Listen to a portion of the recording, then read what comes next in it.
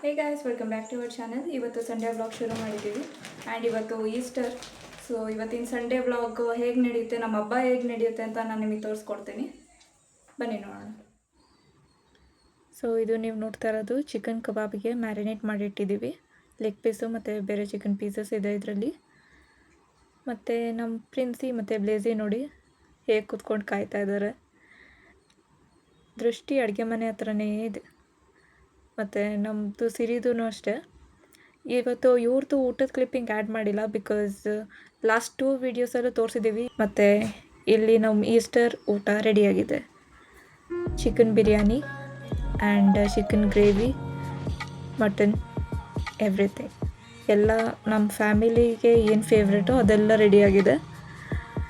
So ಇವಾಗ batting ಮಾಡೋದೆ. So ನಮಗೆ ಊಟ ರೆಡಿಯಾಗಿದೆ.